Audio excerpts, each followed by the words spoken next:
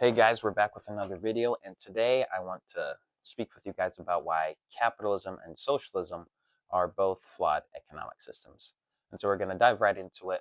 And of course, with any discussion on anything, you have to define what you are talking about. So for capitalism, Webster Dictionary definition says that it is an economic system based on private ownership of the means of production and for profits. So think of the United States of America, capitalistic society. Jeff Bezos privately owns Amazon. Elon Musk privately owns Tesla.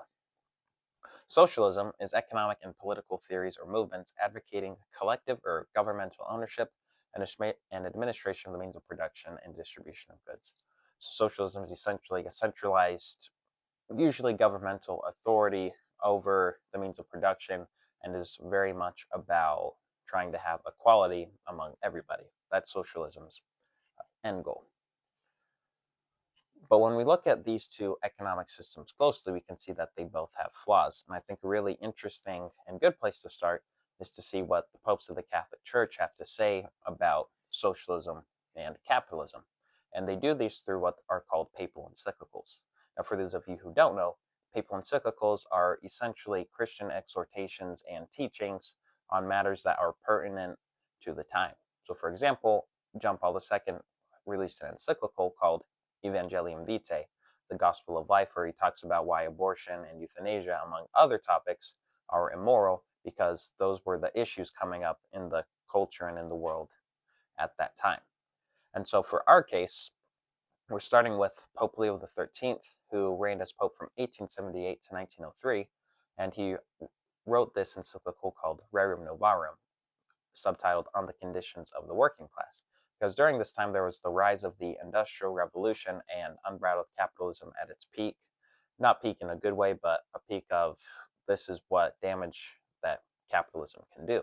So you think about the unreasonable hours, child labor, dirt poor wages, unsafe workplaces, etc. And so Pope Leo wanted to address those issues along with talking about the issues with socialism, because with the rise of the Industrial Revolution, the socialist economic theory became more popular. Because throughout history, we have these events or movements that come up, and then there's always a 180-degree reaction in response to that. And so Pope Leo is going to break down why socialism is not the proper response to capitalism, and there's somewhere in the middle where we can meet. Because and he really focuses on private property, because with socialism, they see private property as the root problem of capitalistic societies and the cause of social injustice. So if they say, well, if we get rid of the private property, then this will resolve the issue of capitalism. We'll have a just and equal society. And so Pope Leo really focuses on why abolishing private property isn't the answer. So let's dive into it. He first acknowledges that the wealth has been concentrated into the hands of the few. So he's saying, hey guys, there is this issue with capitalism, but I'm first going to talk about socialism's not the answer. So he says, quote, the essential reason why those who engage in any gainful occupation undertake labor and at the same time the end to which workers immediately look is to procure property for themselves and to retain it by individual rights as their very own. So Pope Leo is saying that abolishing private property essentially demolishes the reason why people would work in the first place. So it's ruining the ends of your work in the economic system.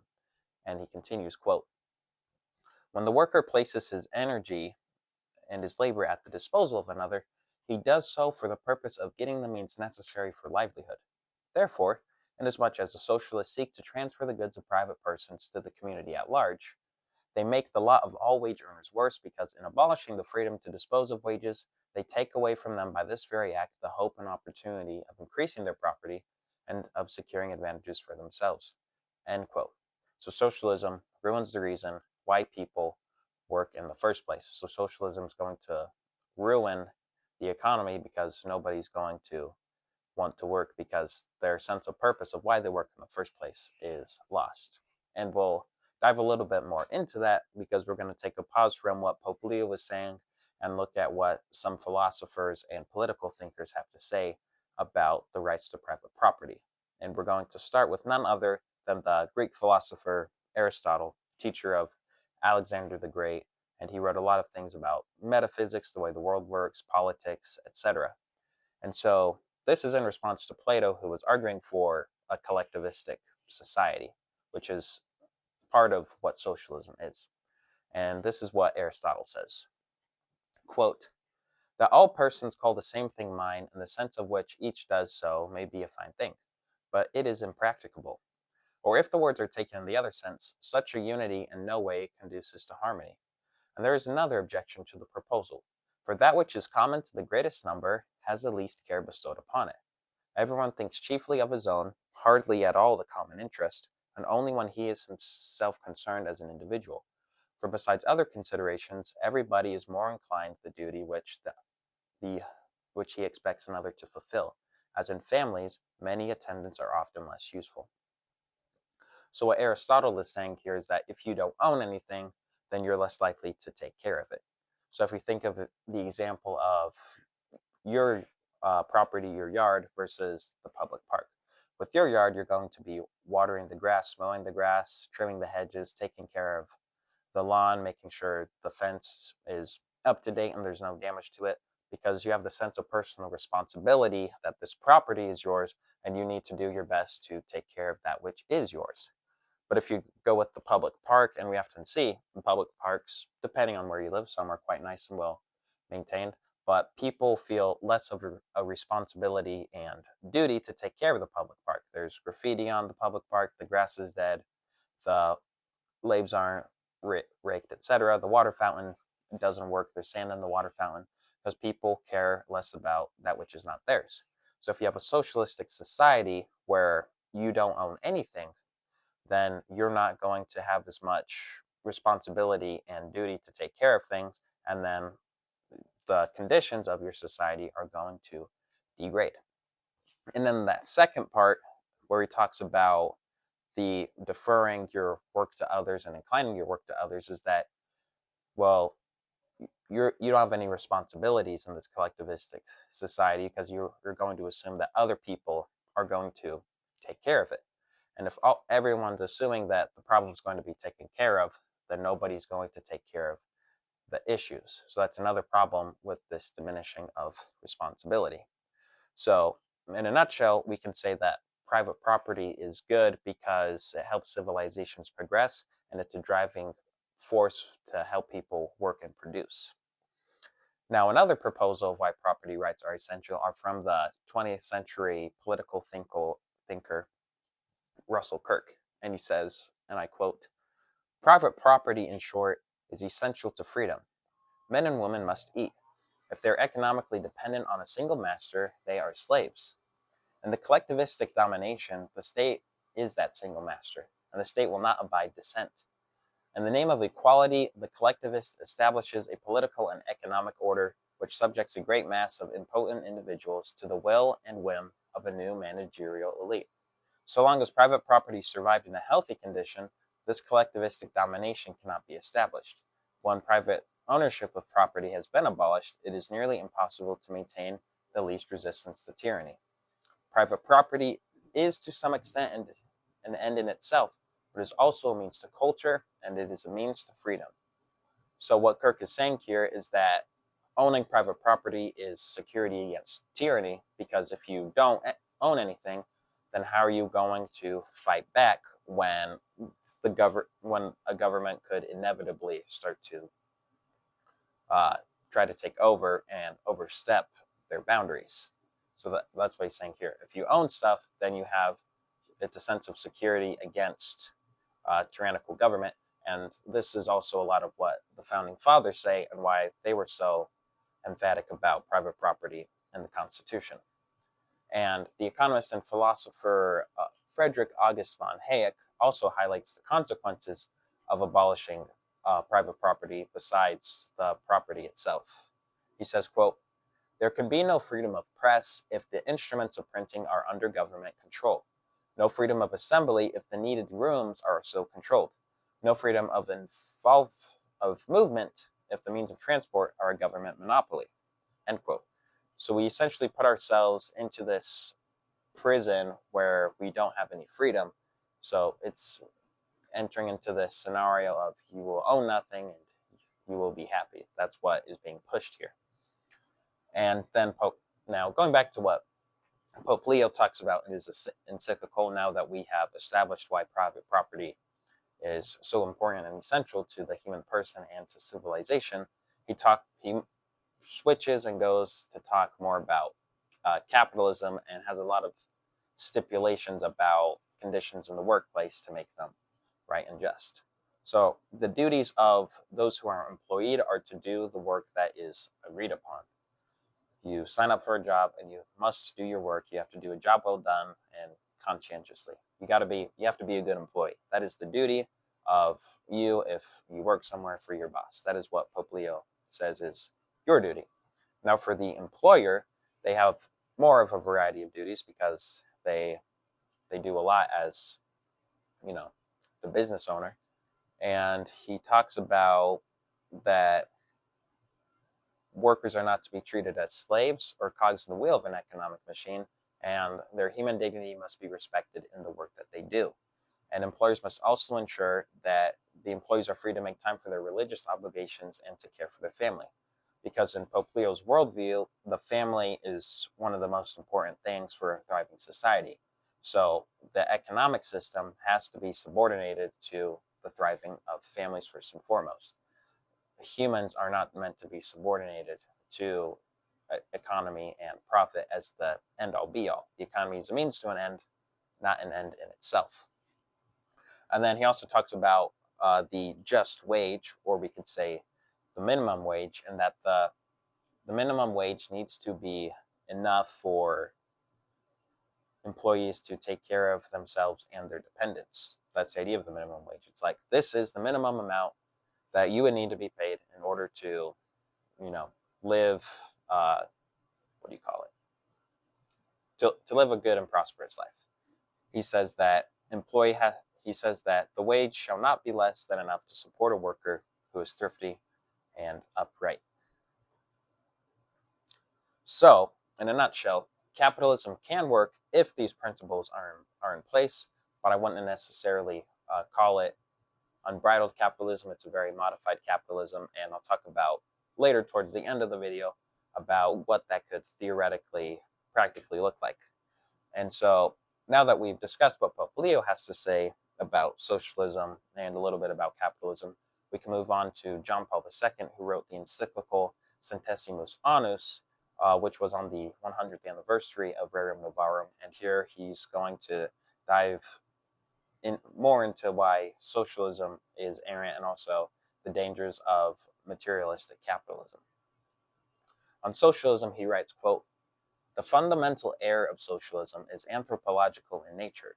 Socialism considers the individual person simply as an element, a molecule within the social organism, so that the good of the individual is completely subordinated to the functioning of the socioeconomic system," end quote. So what John Paul II is saying here is that socialism gets human nature wrong. It's viewing man through this pure economic lens and says that man's goal is to stimulate the economy and to work and to produce as the end-all be-all. And Pope John Paul II here is saying, well, you're getting human nature wrong. That's not what humans are made for. And then he goes on to talking about capitalism, and he says, quote, "Reading the encyclical Rerum Novarum, within the context of Pope Leo's whole magisterium, we see how it points essentially to the socio-economic consequences of an error which has even greater implications. As has been mentioned, this error consists of an understanding of human freedom, which detaches it from obedience to truth, and consequently from the duty to respect the rights of others. The essence of freedom then becomes self-love, which leads to the point of contempt for God and neighbor, a self-love which leads to an unbridled affirmation of self-interest, and which refuses to be limited by any demand of justice," end quote.